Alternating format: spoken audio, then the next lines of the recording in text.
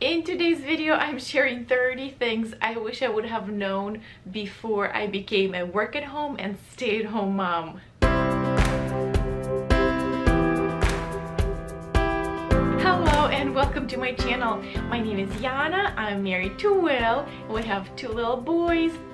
I'm a mom, a wife, a wedding photographer, a stay-at-home and work-at-home mom at the same time. I do all of my work from home. I mean, unless I'm going out for when I'm photographing something.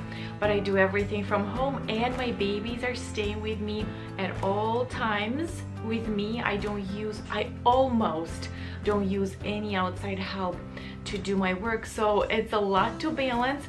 And I'm a business owner. I try to do as many things as possible. So on this channel I share productivity, work, motherhood, life tips and things that help me in my life. And if this sounds interesting to you, I would love to have you as my subscriber. So today I'm sharing 30 things I wish I would have known that are going to be happening in my life before I became a work-at-home mom. I used to work at a corporate office, and my older son used to go to the daycare. And when I was building my photography business, I had all these dreams and all these perfect thoughts about how my future is going to look like when I will be able to work from home and stay at home with him. Well, things are not as I expected them to be. So here you go, 30 things. Number one is a very surprising thing, is the weird amount of time that kids need attention. Sometimes because they don't need too much attention, because I still get all of my work done throughout the week and throughout the day. Not throughout the day. Sometimes I cannot get everything done, but they need very little attention. Sometimes they need help, or they need just some cuddles or love, or make sure that you look at the project that they painted or drew or something. And you hang out with them. You can hang out with them for like 5 minutes, and then they're happy to keep going with themselves, and they're all good. However, sometimes there is an urgent thing that comes up, a sad moment or a diaper change, or they're thirsty or something, and then they need more time than you think they do. But you can get your work done even though they do need a lot of attention. Number two is a follow-up thing to the first point that I made. When they need attention, they really need it. You can't make them wait. You can't make them hold on for a little bit. You have to give them attention, and you need to give them help. Number three is how important is the time when you get ready. Not the time, just the fact that you have gotten ready yourself for the day. Showering, getting dressed like a normal person, and then maybe hopefully putting some makeup on. It makes the whole world of a difference of how you feel about yourself and how your day goes. Number four, minimalism can save your life. I'm not saying that I am a minimalist, but as I see how my life goes, and the more I progress in my life, the more I realize how much I need to implement minimalism in everything I do and everything that comes into my house. So consider minimalism. Number five is you need your water, and you forget to drink your water. So make lots of reminders for yourself to drink water. It's amazing how much those little distractions will take you away from drinking your water, and then you feel down, you feel tired, you feel exhausted, and the only reason is because you don't drink your water. Number six is figure out your children's routines and rhythms throughout the day, when it's good for them to wake up, when they're taking a nap, when they need to go outside, when they're tired, when they're sad, when they're happy and can play quietly. Those things will help you to be so much more productive throughout your day. Number seven is planning your day is amazing. If you plan your day, you will be a lot more productive, because if a little distraction will capture your attention, if you will get distracted, it will be so much easier for you to get back to where you were, in the direction that you were going to. And the only thing I can tell you, plan your day. Number eight is add 10 to 15 minute padding to every appointment you're trying to make and give yourself extra few days for the large projects that have to be finished. Otherwise, you will be late. You will be late and you will be stressed out.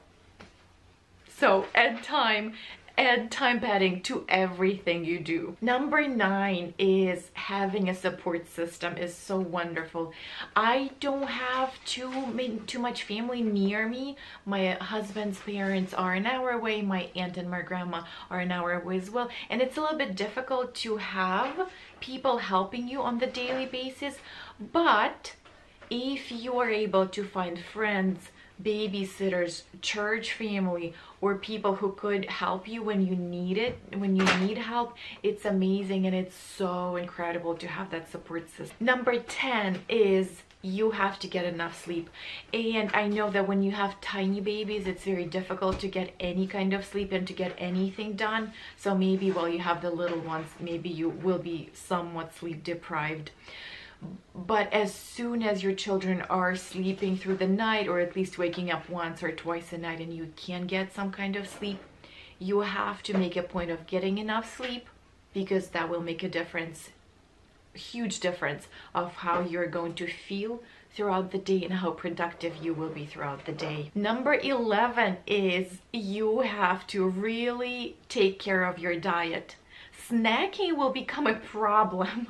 I thought I was really good and then I wasn't. Anytime I would put my baby to sleep, I'm like, oh, I did it, I deserve a snack. And then I would grab a snack, and then there was leftover food from my kids' meals and all kinds of little things that I could eat, and that became a problem. So you have to be really careful with structuring your diet and the way you eat, because food will make you tired and then you won't be as productive as you can be. So make a point, instead of trying to grab a snack, get a glass of water maybe. Number 12 is getting up in the morning before your kids is the best thing you can do for yourself. It's extremely difficult. It's very challenging. And I don't do it all the time, but when I do, it's amazing. Number 13 is that having clean house will help your clarity of mind, and you feel a lot better with knowing what you need to do and knowing when you need to do it, and just staying productive throughout the whole day. Number 14 is that your grocery shopping will become your date nights, ways to get out of the house, and your entertainment, which could feel a little bit miserable, but on the other hand, it's not that bad. You kind of get used to it and it's fun.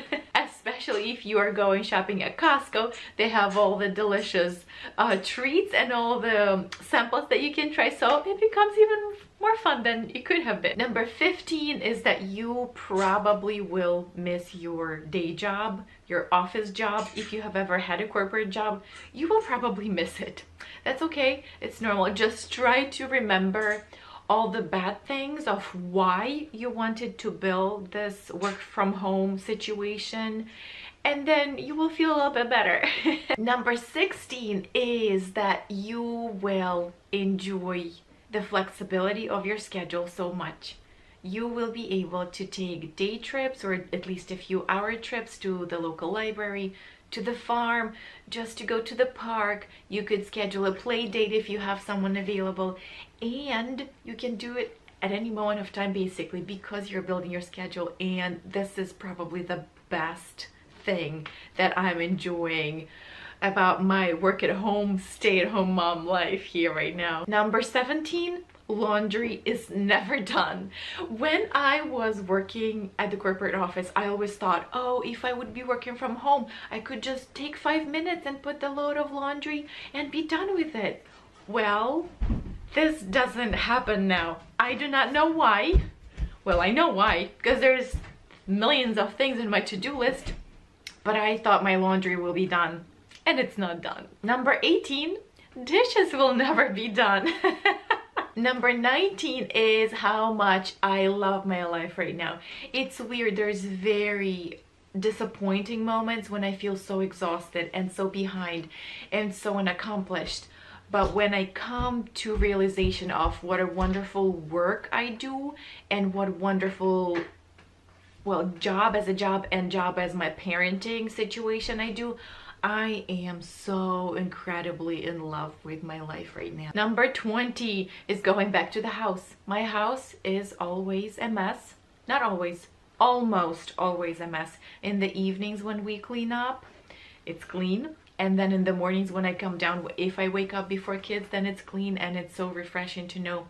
But kids play. Kids pull out all kinds of things out of the drawers, and yes, it's a mess. Number 21 is a pretty sad one. I did not realize how lonely this life can get, even though I love my children. It is amazing how much I just miss being around people and being able to hang out with other people. Number 22 is that there is never enough time to get everything done. Number 23 is how distracted I feel by, well, little people and probably messes that they're making. But yes, it's very distracting. Number 24 is any sort of meal planning is kind of amazing. No matter if you decide on the morning of what you're making for dinner or what you're having for lunch, or if you are a little bit more of a planner and you have a weekly meal plan ready, it's amazing because you will never have a day where you come to the evening and your husband is knocking on the door and you're like, what am I making for dinner? So meal planning, just keep it in mind, or have a tiny bit of a reminder somewhere on your daily plan that you have to decide what you're making for dinner. Number 25, having alarms on your phone is a lifesaver. I have been very close to forgetting to pick up my child from preschool a few times. And if I would not have had alarms for appointments, for picking him up, for getting out of the house for a wedding when I'm photographing a wedding, yes, I would have missed those things. I would have been late. So alarms, set the alarms. Number 26 is how you have to write down everything that comes to mind. I'm pretty sure David Allen was saying about it, and I'm sure many productivity people tell you that don't have it in your mind, write it down, and then when you have time to either weekly reviews or daily reviews, just categorize it, but do not keep it in your mind. Just write it down, because you will forget in most of the cases. Sometimes you will not forget, but in most of the cases you will, and then you will be very disappointed in yourself. Number 27, try to get out of your house every day, at least a few times a week. I know that right now it's winter time, it's very difficult to bundle up the kids and try to get outside, but fresh air is good for you. Fresh air is good for the kids, and if you do, you get some kind of exercise and your brain just refreshes. It's like a reset in the middle of your day, and it's amazing. Number 28, have a day off of some sort, or Sabbath, and I don't know if you can do it on Saturday or Sunday, because I feel those days are the most appropriate to have your day off, Sabbath. And those are so wonderful to have because it will break up the routine, the everyday, the same thing. You're getting up, working, taking care of the kids, and if you have a day of rest when you don't do work, when you do all the things that are not your normal routine, it will make your life so much more rewarding, and you will be able to appreciate what has happened throughout the week, and you will appreciate the day when you are doing different things with your family and get some extra rest. Number 29 is have a record of all the good things that are happening to you, be it your gratitude journal or just your daily to-do list where you mark off and you're like, oh, I have accomplished it, I have done it, that you feel accomplished when you're doing something. Be it your Instagram feed. This year, I think I want to try to post at least once a day a photo of my children, of myself, whatever is happening,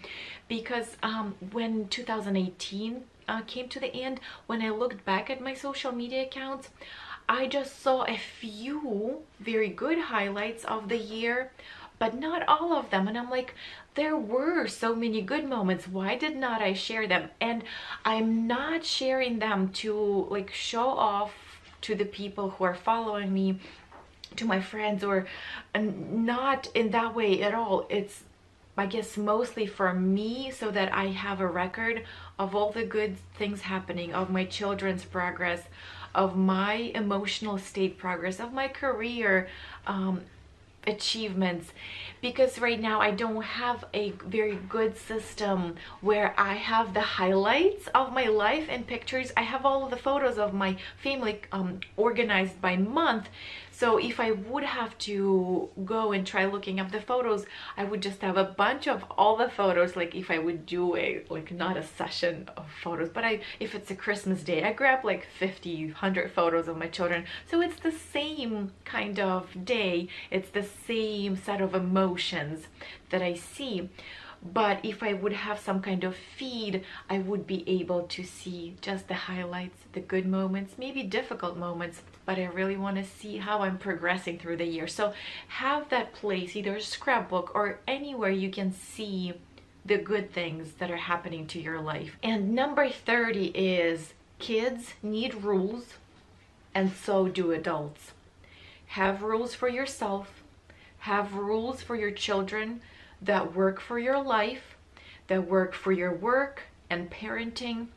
And don't be too fast making the rules, because sometimes we come to a very stressful situation and we're like, this is the way we're going to do it. No, don't do that. Stop for a little bit, analyze that situation, and realize how it can be avoided next time. So those are my 30 things I wish I would have known before I started working from home and taking care of my children full time.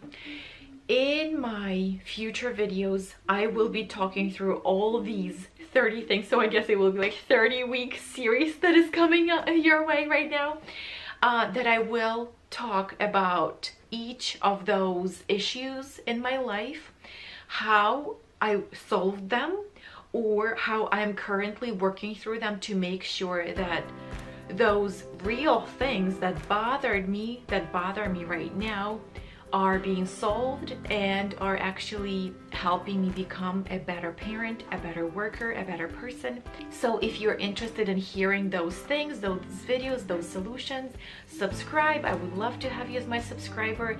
If you have any other things that have come up in your life that you're like, oh, I wish I would have known that before I have gotten myself into this life situation, you can leave those in the comments below, or you can message me on social media, and I might have a solution for you, because I have been doing this work from home, stay at home thing for 2.5 years now, and I am getting somewhat good at it.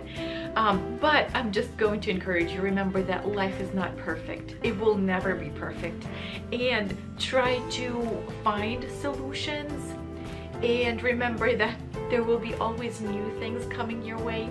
And if they're coming your way, it means that you are growing. You have solved one thing, now you will start working on the next thing. Thank you so much for watching. I hope you have found this video somewhat helpful, encouraging, hopefully not too disappointing. The biggest compliment you can give me would be a like. Feel free to leave me a comment if you have any questions, if you have been in similar situations, and I'm going to see you in my next video talking about these issues and how I solved them. Bye bye.